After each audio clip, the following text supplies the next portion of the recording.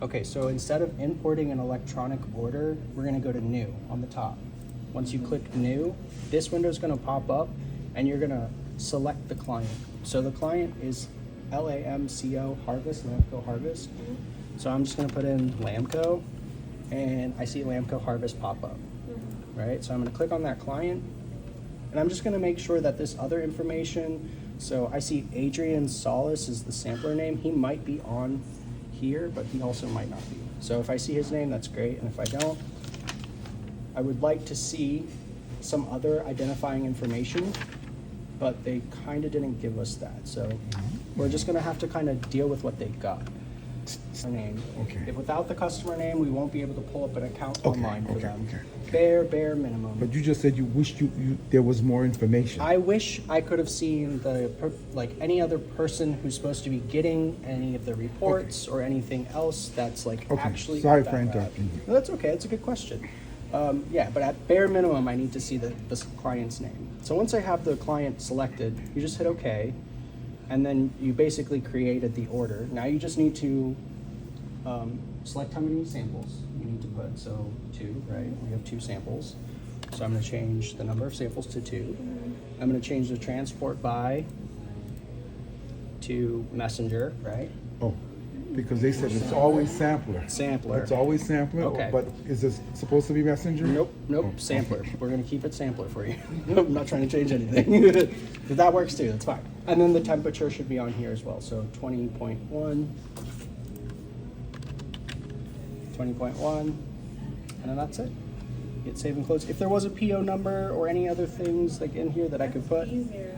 It But is wait so a much second. easier. Wait, so How? where do we add the Where's the? So we're is getting the test already in? No, we're not there yet. We're not there yet, guys. So we created the test numbers. So we have sample numbers in the system now. After I hit save and close, you're gonna see this come up like you normally would get it.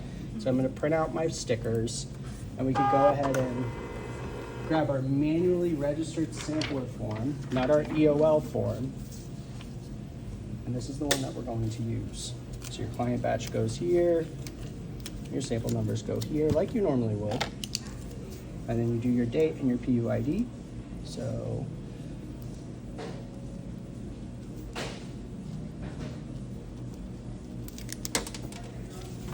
here's this. Now I'm just gonna label my samples because why not? I've got my sample numbers here. So I got hydrant and toilet. So hydrant's gonna be number 1. That's what that says right now. Yeah.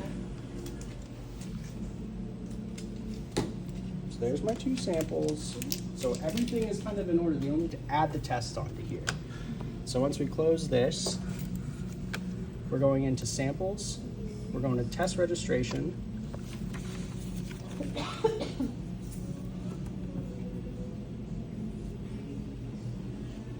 Once this loads. So I see over here on their form that they want E. coli MPNs and they want total coliform MPNs. So we're going to choose the quantitary test that has coliforms and E. coli on it. So now in this blue box, we're going to scan in the sample number to pull it up. This weird button down here, this is where you see their quote. So anything under here is what we would prefer to add for their testing because they've already been quoted for it. So they already have a specific price for this test. We don't want to change anything outside of their quote unless we have permission from our managers and from the client. But in this case, because we're manually registering it, this is the coliforms and E. coli. This is the IDEX caller 18. So this is the quantitary method. So E. coli and coliforms, we're checking those boxes. Okay, let me just.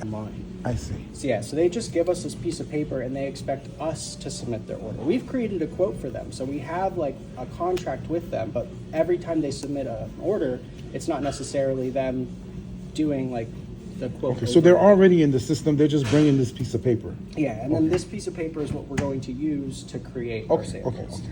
Yeah, I'm I sorry, wish we had. I'm No, sorry. it's okay. I wish we had the EOL part of it. Most clients should be on EOL, but if they're not, this is what we have to do: is manually register them, or go into EOL ourselves and create the order, which is what I would prefer you guys not do, because then it just becomes a little bit more confusing. It's an extra step that you guys don't need to be taking, right? So it's just too much. So this is the sample, or this is the test on their quote. I double clicked it to add it down here. And once it's added, I'm gonna hit save. And then I'm gonna go to analysis. And then I'm just gonna add it to the other tests too, because I see that both tests want the same thing. Both sample numbers want the same tests. So I just added the same test to both sample numbers. The last piece of the puzzle that we need to do is we need to go in and add this type of information. So we've got the sample location, the sample date, sample time, and the matrix. So this is the part where it gets a little bit more tricky because I'm not sure where they want this information in the system. So what I do is I pull up the orders from the past and see how it was registered in the past. And I mock what was going on in the past. So that way I don't have to guess or ask whoever, I just want to know for myself. So I'm saving it, closing out of that. This lightning bolt here is called Quick View. I recommend using it anytime you need to pull up any client information from a client. So I know that this is Lamco Harvest, so I'm going to type in Lamco.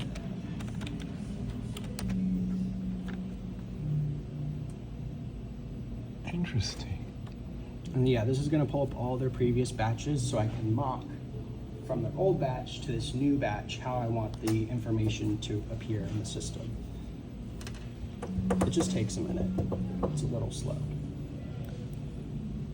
Harry Potter is really helpful. The lightning bolt. Yeah. Some people call that lightning bolt there Harry Potter. That's like a pretty common thing within the company. All right, so the first thing that pops up is the general information for them on this tab here. So I could see Lamco Harvest, I could see their address, and I could see everybody who's part of what they're supposed to be receiving, right? So their invoice, their copy of their invoice, their analytical report, their acknowledgement of receipt. Every piece of document that we send to them is here. So, and you could see all their information. If you go to the pricing information, you could see how much we're charging them for everything. Yeah, I know. It's pretty juicy details. You can look at it on your own time. Okay. But this one here, this batches tab, this is the one you're going to be using most frequently to kind of look at what they've done in the past, right? So 050788, that's today's sample number.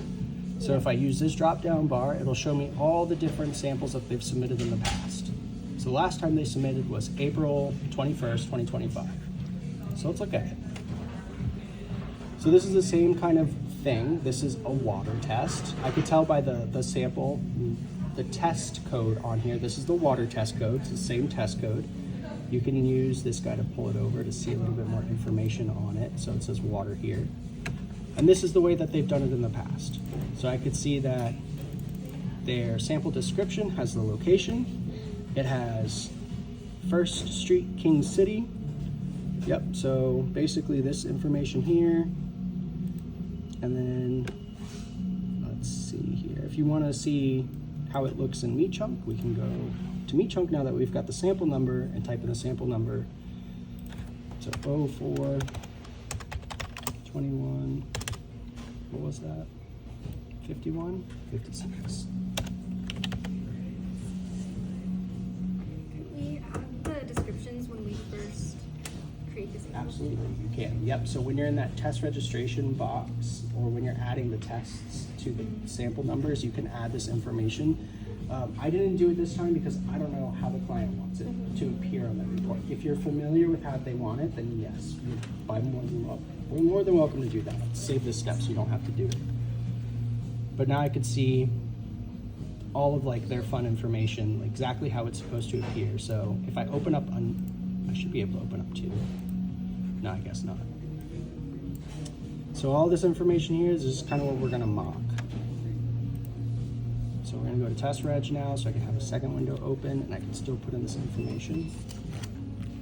I'm gonna pull up this sample number. We're gonna go to the analysis again, and this is what you were talking about, where to add it at the beginning, right?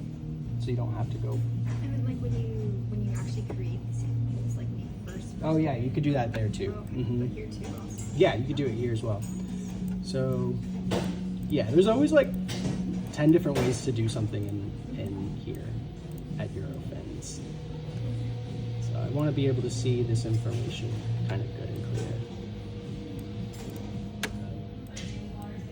So the sample description, this is their sample description, their sample reference, this is the sample reference spot, client sample code. This is the client sample code and the sample comment. There is no sample comments. So when we type all this stuff in, we're just gonna kind of mock like what's going on here. So if the sample description is the location here, we're gonna put the sample location here for the description. The sample reference is Aiden and the date and the time. So the sample reference on this one that's blank will be whoever, Aiden, the date, and the time, just like this. Client sample code, water sample number 1. So this one, client sample code, this first one will be water sample number 1. Does that make sense? Yes. Do we have any questions about that? No. Pretty straightforward. Pretty good. A little bit easier in my opinion than doing. Well, I don't have that anyway.